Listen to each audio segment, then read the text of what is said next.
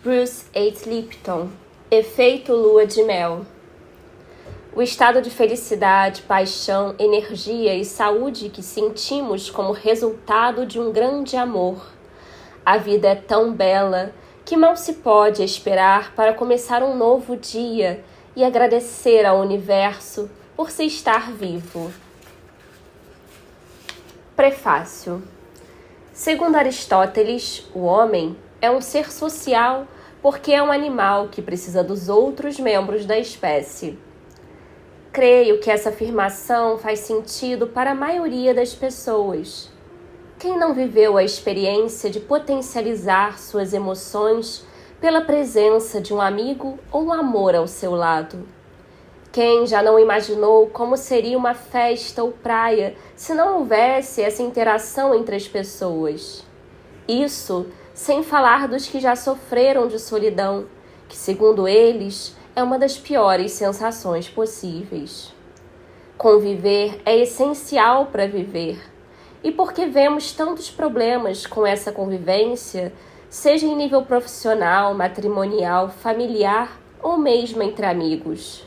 Porque tanto sofrimento, mal-entendidos, rupturas e dor em algo que deveria potencializar nossa consciência e permitir a criação de meio especial pela união.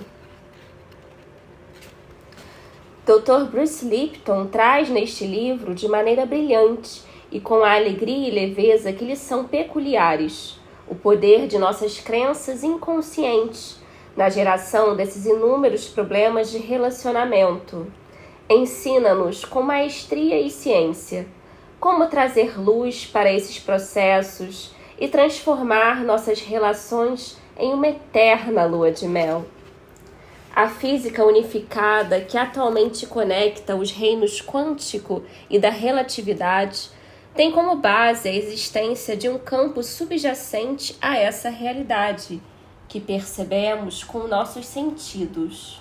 Ou seja, é real a existência dessa matrix, o campo pulsante do não manifesto que a tudo conecta, informa e conduz com uma sabedoria ininteligível. Cada próton de nosso universo está conectado por mini buracos de minhoca, com todos os demais prótons do universo em uma malha única, vibrante e de energia incomensurável. Um verdadeiro oceano cósmico de luz plena. E essas conexões, segundo alguns físicos, é o próprio amor. É amor o nome dessas infinitas pontes que tudo conectam em nosso universo e, portanto, o que mantém toda a estrutura unificada.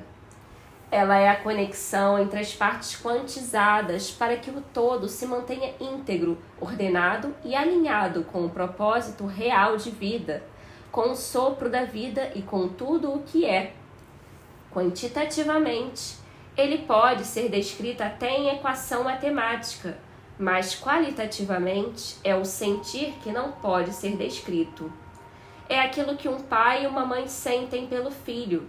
Por estarem cientes dessa conexão entre eles, o amor ali brota com naturalidade.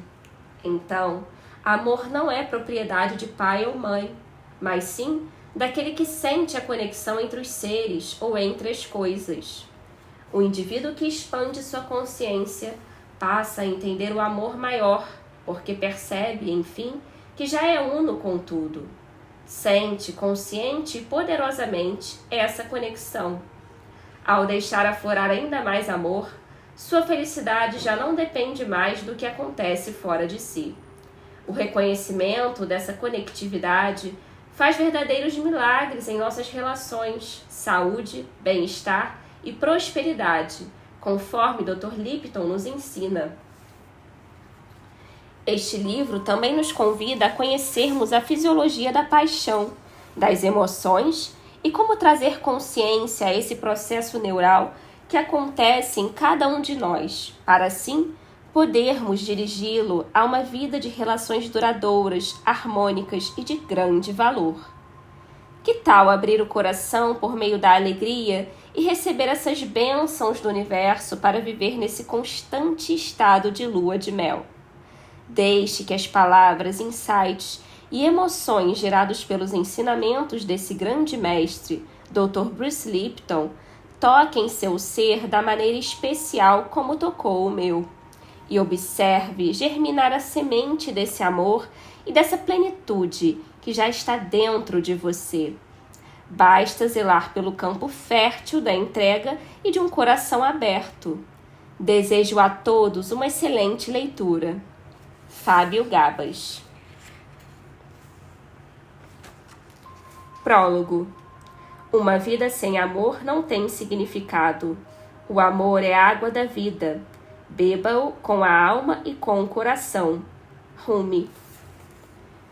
Quando eu era jovem, se alguém me dissesse que um dia eu escreveria um livro sobre relacionamentos, eu o chamaria de louco. Eu achava que amor era um mito, um sonho de poetas e de produtores de Hollywood para fazer as pessoas se sentirem mal, sonhando com algo que jamais conseguiriam ter. Amor eterno? Felizes para sempre? Pode esquecer. Como todo mundo, fui programado de modo que algumas coisas acontecessem naturalmente em minha vida.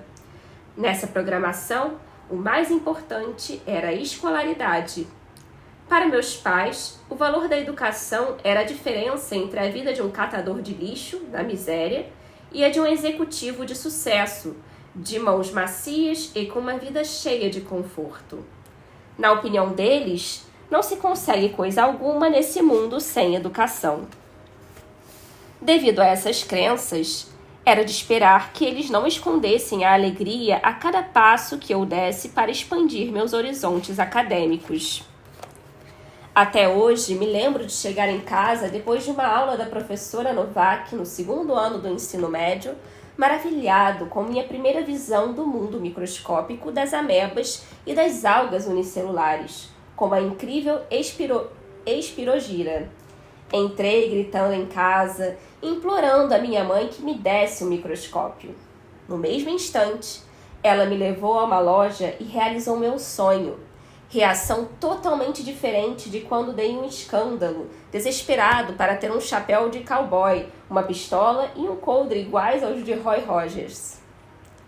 Apesar de gostar de Roy Rogers, Albert Einstein foi o grande herói de minha juventude. Ele era meu Mickey Mantle, meu Cary Grant e meu Elvis Presley, todos reunidos em uma única e grande personalidade. Adorava aquela foto em que ele aparece mostrando a língua, com uma explosão de cabelos brancos na cabeça. E também adorava a imagem de Einstein na pequena tela da recém-inventada televisão em nossa sala de estar, onde ele aparecia como um sábio, carinhoso e divertido avô. Tinha muito orgulho do fato de Einstein, um judeu imigrante como meu pai, ter conseguido superar todo o preconceito de sua época com seu brilho de gênio cientista. Fui criado no condado de Westchester, Nova York, e muitas vezes me senti um verdadeiro estranho ali.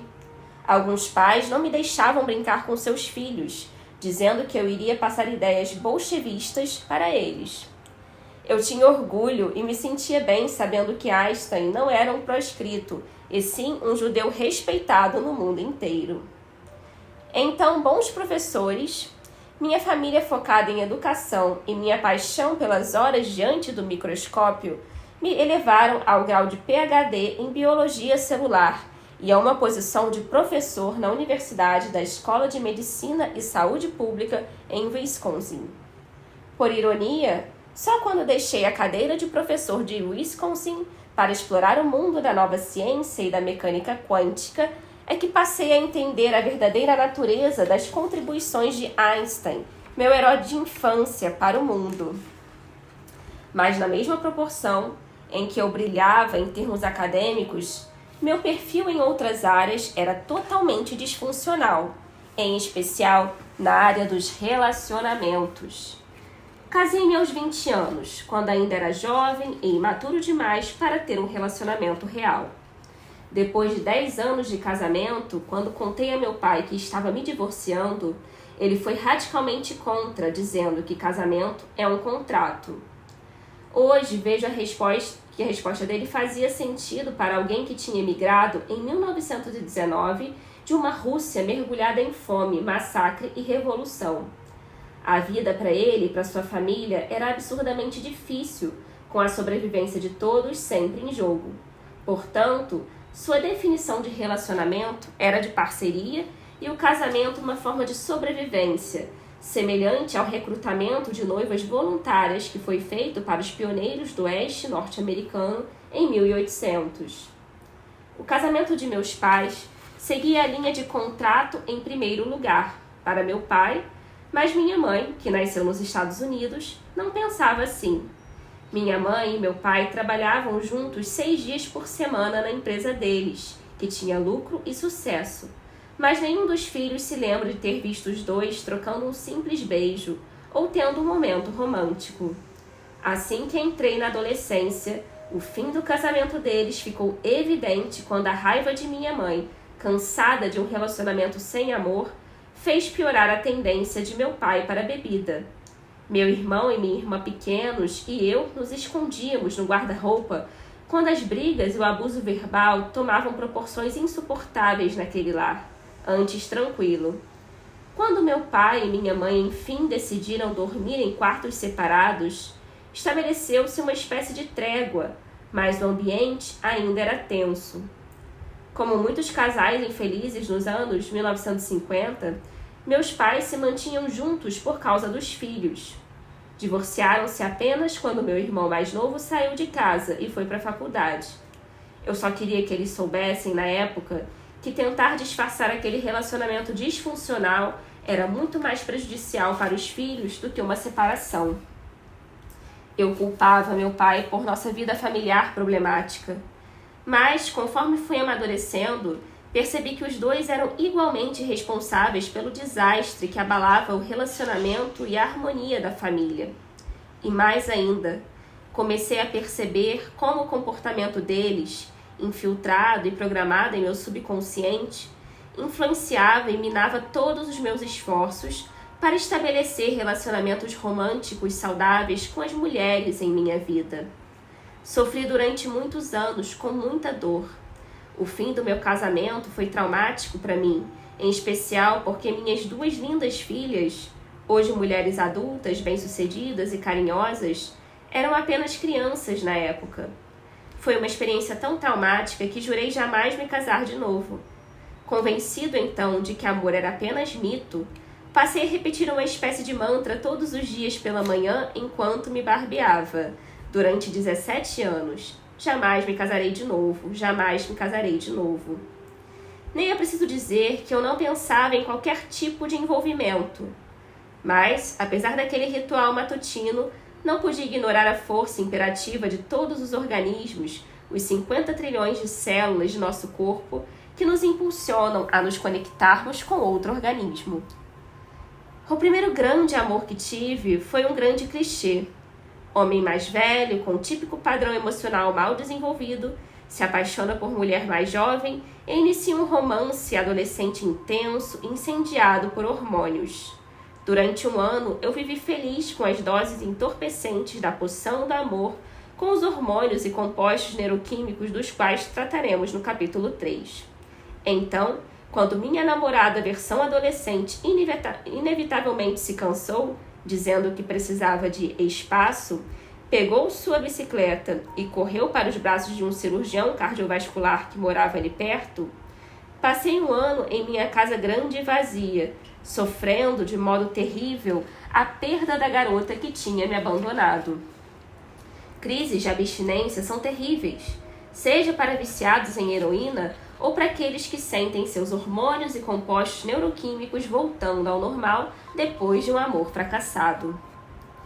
Em um gelado dia de inverno de Wisconsin, lá estava eu sozinho, como sempre, repassando mais uma vez todas as histórias em que fui abandonado pelas mulheres com quem me relacionei.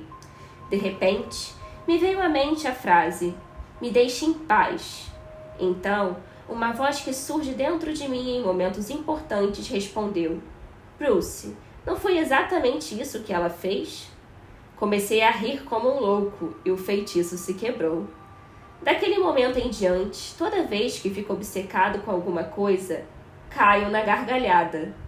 Eu tinha conseguido, enfim, superar algumas de minhas dificuldades através do riso, mas havia muito que progredir. Estava muito longe ainda de perceber com clareza quem eu de fato era no dia em que me mudei para o Caribe para lecionar em uma escola de medicina. Agora estava no lugar mais lindo da terra, em uma grande casa de frente para o mar, com belas e perfumadas flores ao redor. A casa tinha até jardineiro e cozinheira. Queria compartilhar aquela vida nova com alguém, mas nada que envolvesse casamento, claro, pois ainda estava arraigado o meu mantra matutino. Queria mais que uma parceira sexual. Queria alguém com quem pudesse compartilhar minha nova vida naquele lugar incrível. Mas, quanto mais eu procurava, menos encontrava, embora achasse que meu anúncio era o mais irresistível do mundo. Se não estiver ocupada, que tal passar dias maravilhosos em minha casa no Caribe?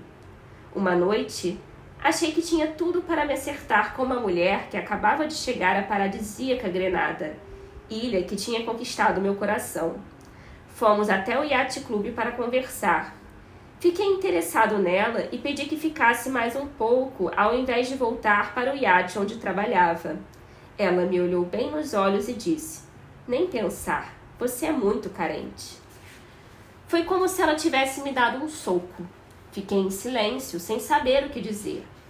Após um bom tempo, consegui enfim balbuciar: "Obrigado, eu precisava ouvir isso." No fundo eu sabia que ela tinha razão e que precisava colocar minha vida em ordem antes de procurar o grande relacionamento amoroso que tanto queria. Porém, algo engraçado aconteceu. Assim que desisti daquela busca desesperada, começaram a surgir mulheres interessadas em se relacionar comigo. E só então o motivo que me inspirou e que me levou a escrever este livro, minha amada Margaret, surgiu em minha vida e começamos um relacionamento como aqueles de comédia romântica, que eu julgava serem mera fantasia. Mas isso só aconteceu depois. Primeiro tive de aprender que não estava fadado a ficar sozinho, que não estava condenado a ter apenas relacionamentos fracassados um após o outro.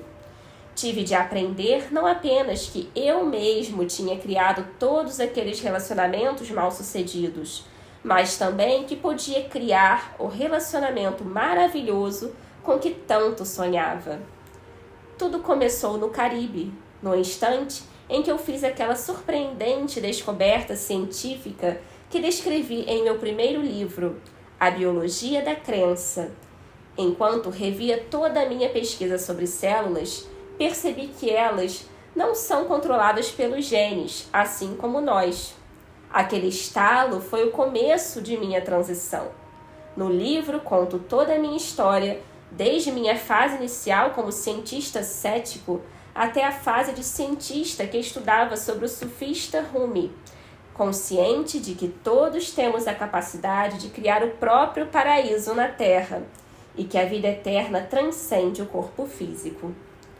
Aquele instante mágico também foi o começo de minha transição de cético avesso ao casamento para o nível de um adulto que enfim assumiu a responsabilidade por todos os relacionamentos mal-sucedidos que teve e percebeu que poderia ter o relacionamento de seus sonhos. Neste livro, vou descrever essa transição usando alguns daqueles conceitos científicos que usei em A Biologia da Crença, só que com muito mais detalhes. Vou explicar por que não são seus hormônios, elementos neuroquímicos, genes ou mesmo seu histórico familiar que o impedem de ter os relacionamentos que deseja. São suas crenças que o impedem de ter relacionamentos maravilhosos. Mude suas crenças e seus relacionamentos se modificarão. Claro, não é algo tão simples, pois em um relacionamento entre duas pessoas existem, na verdade, 4 mentes funcionando. E enquanto não entendemos como essas 4 mentes trabalham umas com as outras, não importando nossas melhores intenções, você irá procurar amor nos lugares errados. Por esse motivo é que livros de autoajuda e terapia nos permitem identificar o problema, mas nem sempre resolvê-lo. Eles trabalham apenas com 2 das 4 mentes em ação nos relacionamentos. Pense no maior caso de amor que você já teve, aquele do tipo que enlouquece qualquer um. Você fazia amor sem parar, quase não se lembrava de comer ou beber água e tinha energia de sobra. Era o efeito lua de mel, algo que, conforme se supõe, deveria durar para sempre. Mas, infelizmente, esse estado de êxtase quase sempre degringola e acaba em brigas diárias, divórcio ou mera tolerância. A boa notícia é que não precisa ser assim. Você pode achar que seu grande amor aconteceu por mera coincidência, que foi mesmo uma grande desilusão ou que tudo acabou mal por falta de sorte. Mas neste livro vou explicar como você criou o efeito lua de mel em sua vida e também como ele acabou. Ao descobrir o processo pelo qual você mesmo criou e destruiu esse amor, poderá enfim parar de reclamar de seu karma negativo nos relacionamentos e estabelecer uma relação tão feliz e duradoura que nem mesmo um diretor de filmes de Hollywood conseguiria produzir. Após décadas de erros, consegui enfim redigir meu manifesto. E porque muitas pessoas nos perguntam como conseguimos essa façanha, Margaret e eu resolvemos escrever um epílogo explicando como nosso efeito lua de mel já dura 17 anos e continua em plena forma. Queremos compartilhar com todos nossa história, porque o amor é o maior fator de crescimento do ser humano, além de ser altamente contagioso. Você verá que ao criar o efeito lua de mel em sua vida, vai atrair pessoas que também propagam amor. E quanto mais amor, melhor. Sigamos o exemplo de mais de 8 séculos que Rumi nos deixou e comecemos a amar uns aos outros de verdade, para que este planeta possa finalmente evoluir e se transformar em um lugar melhor, onde todas as formas de vida possam vivenciar o paraíso na Terra. Meu desejo é que este livro o ajude a iniciar uma jornada como a que se iniciou para mim naquele instante, no Caribe, e que você possa criar o efeito lua de mel todos os dias de sua vida.